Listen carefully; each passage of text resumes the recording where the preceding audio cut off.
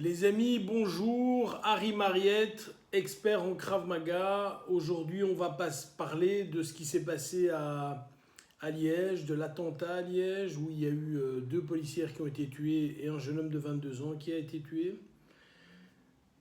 J'ai attendu une semaine pour en parler parce que je voulais vraiment le faire à tête reposée. Et mes conclusions sont, je pense, vont créer un peu de polémique.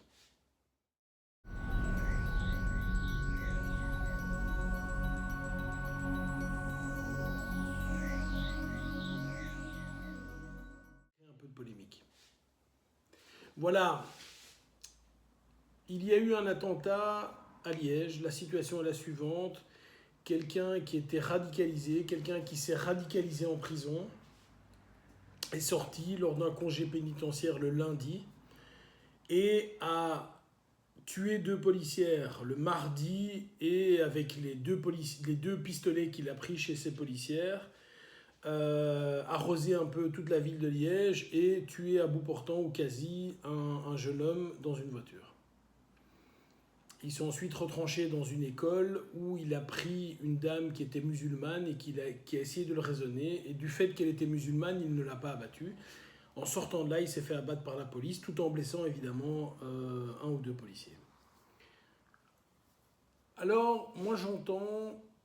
Tout d'abord, je suis évidemment, comme vous, très touché par le fait que des gens qui vont travailler le matin puissent mourir. C'est-à-dire que je pense que ces deux dames, lorsqu'elles ont commencé le service le matin, elles ne s'attendaient évidemment pas à mourir le soir. Je suis également très touché par ce jeune homme qui avait la vie devant lui et qui, à un moment, pour une raison qu'on ignore, la vie s'est stoppée, le gars a décidé que c'était lui, personne ne sait pourquoi et ça s'est terminé. J'ai directement émis sur Facebook quelques remarques concernant ce qui est arrivé. Et les remarques, je vais vous en faire part ici, également faire part des réponses que certains m'ont données. Aujourd'hui, toute l'attention des médias se focalise sur le fait que si cette personne n'était pas sortie, durant ce congé pénitentiaire-là, tout ce qui est arrivé n'aurait pas eu lieu. C'est vrai. Maintenant, je trouve que c'est se dédouaner un peu vite, parce que ce qui est arrivé lors de ce congé pénitentiaire-là pouvait évidemment arriver durant un autre congé pénitentiaire, 15 jours, un mois, ou voire à la sortie de la personne. Donc, c'était entre guillemets reculé pour arriver finalement au même résultat. Moi, j'ai une interrogation. C'est de dire, j'ai trois interrogations en fait. La première interrogation, effectivement, c'est que, voilà, j'écoutais aujourd'hui une émission qui s'appelle C'est pas tous les jours dimanche, qui est une émission sur RTL TVI, qui a une grosse audience en Belgique, où un bonhomme vient parler, où il y a plusieurs intervenants qui ont dit des choses assez intéressantes. Un bonhomme vient parler, il dit, ben voilà, moi j'étais en prison en 92, et en 92 déjà, donc en 92, ça date, il y a plus de 25 ans, en 92 déjà, les prisons se radicalisaient. Donc il y avait ce phénomène de prière, de machin, tout le monde se radicalisait. Et on n'a rien fait. On n'a rien fait. Au lendemain de différents attentats en Belgique, on se réveille, on dit « Ouh, on se radicalise ». Mais en fait, on prend ces gens, on les parque, on les coupe de la société, personne ne s'occupe de ce qu'il y a là-bas. Et lorsque ces gens ressortent, on a fabriqué d'autres personnes avec d'autres idéologies, avec peut-être des choses encore plus graves que quand ils sont rentrés. Donc là, il faut quand même vraiment s'inquiéter au niveau de dire comment est-ce que je vais gérer ce problème qui est je mets quelqu'un en prison qui a fait un méfait et qui ressort in fine dans un état pire que quand il est rentré. C'est pas, je pense, le but de la prison. Mais je dois vous avouer qu'à ce niveau-là, personnellement, et c'est un problème politique bien sûr, mais moi ou vous, on ne peut rien dire. Vous remarquez qu'à l'inverse des autres vidéos, je suis assez calme parce que j'essaie de chercher mes mots et de ne pas mettre trop d'émotions de façon à ce que ce que je vais dire ne soit pas mal interprété. Là où j'ai un autre problème, c'est que cette personne est sortie et On a entendu plusieurs versions. La première version que j'avais entendue, c'est qu'il y a eu un contrôle d'identité et ensuite, avec un couteau, il a tué 2 policières. Et il a pris leurs armes. L'autre version, qui semble être la version que tout le monde corrobore, c'est il est venu par derrière et il les a poignardés, il les a tués. Là, j'ai un problème, et j'ai un vrai problème. Moi, je suis un adulte de 120 kilos qui fait des arts martiaux depuis plus de 35 ans. Et donc, je dois vous avouer que si j'ai quelqu'un devant moi de normal, donc évidemment, je suis loin d'être le plus fort du monde, il y a certainement des dizaines de milliers de personnes qui sont plus fortes que moi, mais si j'ai quelqu'un de normal devant moi, j'ai pas trop peur. Si j'ai quelqu'un armé d'un couteau, ben là, j'ai évidemment plus peur. Bien que je pense qu'on puisse s'en sortir, mais j'ai plus peur.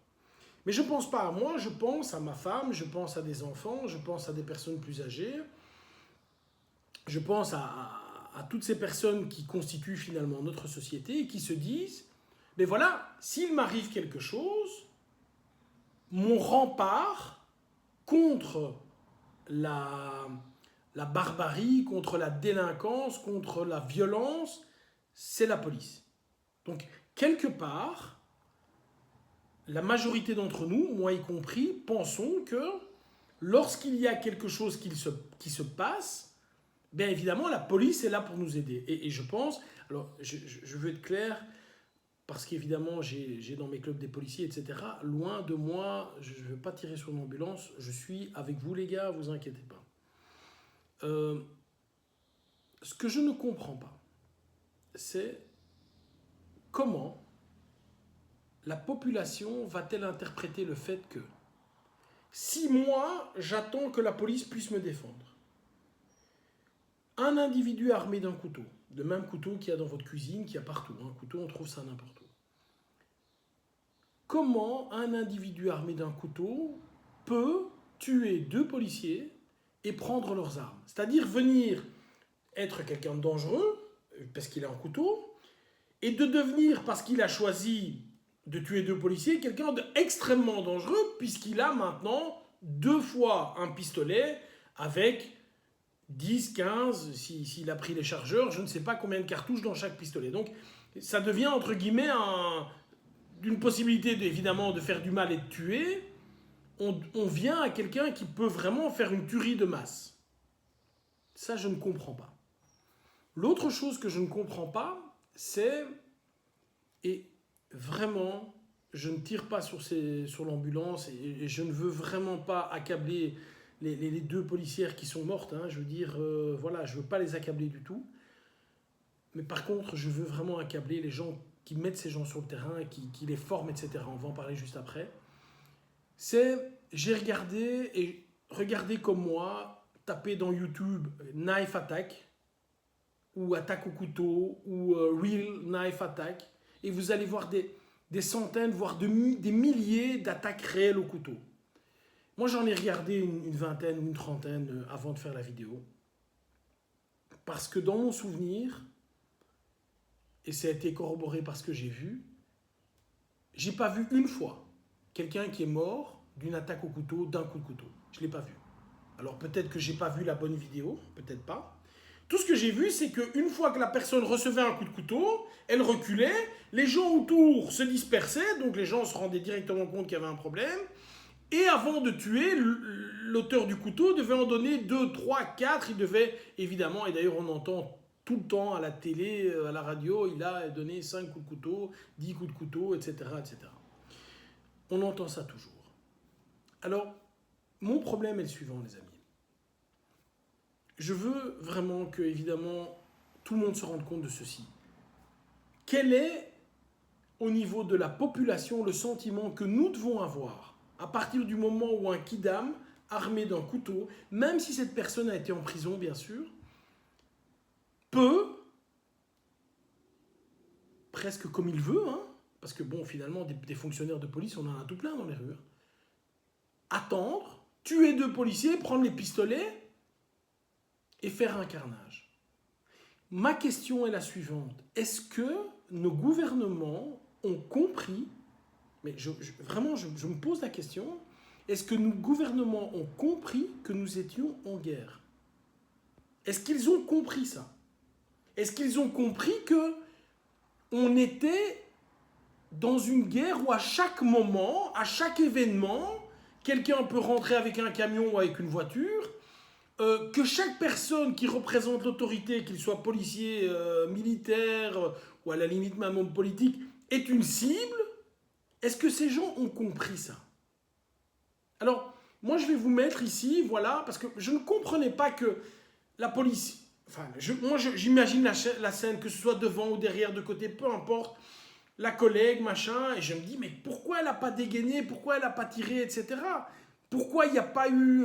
on n'a pas d'image. Hein, certains disent, ça s'est passé comme ça. Moi, je ne sais pas, personne n'a d'image. Et dans cette fameuse émission, quelqu'un qui était proche de la scène a témoigné, il dit, ça ne s'est pas passé comme on nous dit que ça s'est passé. Moi, je ne l'ai pas vu, je n'ai pas de preuves, donc je ne veux rien dire, mais comment se fait-il que la deuxième policière, je comprends pour le premier assassinat, si effectivement le gars vient dans le dos, ben t'as pas d'œil dans le dos. Bien que, moi je forme les équipes de gardiennage d'un très grand hôpital à Bruxelles. Une des premières choses qu'on leur dit, c'est, les amis, déplacez-vous avec une distance entre vous et idéalement en quinconce. De façon à ce que si une personne est attaquée, l'autre ait le temps de réagir. C'est... Qui suis-je? C'est vraiment le B à bas. C'est vraiment le B à bas. Or, on voit nos policiers qui sont côte à côte, qui discutent. Bon, voilà. En termes de formation, là, j'ai déjà un problème. Et puis, on voit, tiens, on se dit, tiens, ben, ils savent tirer, ils savent machin. Et on regarde, je vais vous mettre l'image. On voit quoi? On voit que ben, il y a 30 000 policiers en Belgique, 11 000 policiers fédéraux, et il y a seulement 14 stands de tir en Belgique. Il faudrait quasiment le triple pour que nos policiers puissent s'entraîner comme ils doivent s'entraîner. Donc ça, c'est déjà un problème. On est dans un pays, je viens de le dire, qui a déclaré la guerre au terrorisme. On est en Belgique et en France les premiers visés.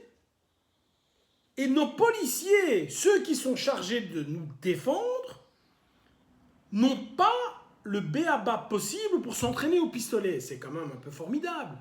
Je trouve ça formidable. L'autre chose, le papa de Cédric a parlé dans cette fameuse émission, c'est pas tous les jours dimanche, et il a dit avec beaucoup d'émotion, et on voyait bien que tout était un peu mêlé, et que la personne était... Enfin, comment serais-je si je perds mon fils demain? Comment serais-je? Donc voilà, donc, je ne juge évidemment pas. Et il disait, plein d'émotions, il faudrait former nos policiers au Krav Maga. Il ne s'exprimait pas très bien, mais il disait textuellement, former les policiers au Krav Maga. Alors, il se trouve que je fais des vidéos, il se trouve que je suis expert en Krav Maga, il se trouve que je fais des arts martiaux depuis 35 ans. Et je vous le dis, il est possible de se défendre contre un couteau. C'est possible. J'ai déjà fait 10 vidéos là-dessus, donc je vais pas m'étendre. Si le gars est un artiste au couteau et que tu es à main nue, tu vas mourir, bien sûr. Mais si tu es un policier et que le gars vient avec une attaque franche, tu peux la bloquer, tu auras le temps de travailler. C'est possible. Mais la question que je me pose, c'est comment forme-t-on nos policiers? Avant d'aller mettre une petite dame qui a 45 ou 50 ans dans la rue avec un pistolet, est-elle formée? Au niveau du tir, on voit que c'est pas vrai. On voit que mathématiquement, ce n'est pas vrai. Ce n'est pas possible. Est-ce que nos hommes politiques, est-ce que nos gouvernements forment notre police? Ces gens qui sont censés nous défendre. Mais la réponse est non. Moi, j'ai eu dans mes clubs des policiers qui me disaient on n'est pas formés. On n'est pas formés. Et quand je voyais les policiers travailler, ils ne travaillaient pas mieux que mes débutants. Parce qu'effectivement, c'est pas parce que je te mets un insigne, que je te mets un pistolet, que tout d'un coup, tu vas être le meilleur fighter du monde. Évidemment que non. Tu n'es qu'un être humain, tu as besoin de formation. Je suis profondément peiné. Et je vais vous dire ceci. La situation va s'aggraver. Elle va s'aggraver. Pourquoi ? Parce que les médias ont fait passer maintenant dans l'opinion publique des gens, mais également des futurs terroristes, ils ont fait passer l'idée qu'il est possible, avec un couteau, de prendre des armes de 2 policiers et de faire un carnage. Donc, messieurs les policiers, j'ai presque envie de dire mes amis les policiers, ça va recommencer parce que on a eu une telle publicité à côté de ce truc-là que ça va recommencer. Alors, moi, j'ai beaucoup réfléchi et je me dis, à quoi ça sert de faire une vidéo? À quoi ça sert de le dire? De dire, oh, les pauvres filles, machin. Et encore une fois, les policières, ce sont les victimes d'un système. Ce n'est pas elles qui sont en tort, c'est le système. Parce que si moi, qui suis, quoi que je suis, enfin, peu importe mon métier, peu importe, je te mets toi derrière et je te mets dans n'importe quel métier et tu dois faire des papiers, etc., tu vas savoir le faire. Mais s'il faut maîtriser des gens, s'il faut vraiment utiliser ton arme et que tu n'es pas formé ou pas assez bien formé, tu n'y arriveras pas et moi, j'y arriverai pas non plus et personne n'y arrivera. Or, ces gens sont censés nous défendre. C'est la dernière ligne.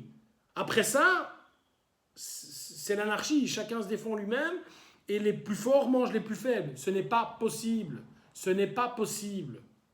Et donc, j'ai beaucoup réfléchi et je vous dis ceci, messieurs les policiers, si vous avez regardé la vidéo jusqu'ici, j'offre, donc moi j'ai au niveau de mon club et au niveau de ma fédération, je ne suis pas très difficile à trouver. Hein. Si vous êtes policier à Bruxelles ou dans la fédération, je m'arrangerai avec mes instructeurs, je vous offre 2 mois de formation en Krav Maga gratuite. Vous venez avec un jogging, avec un t-shirt et on s'entraînera. On verra des solutions et on essaiera d'adapter les entraînements à votre métier. Très souvent, je dis dans mes vidéos de ne pas être spectateur des choses, mais d'être acteur. Cette situation me révolte au plus haut point. Ça me révolte, il n'y a pas d'autre mot. Et je ne sais rien faire, hein. Je ne sais pas me promener en rue, c'est pas possible. La seule petite chose que je peux faire, c'est dire, voilà, vous êtes policier, vous êtes militaire, c'est la même chose.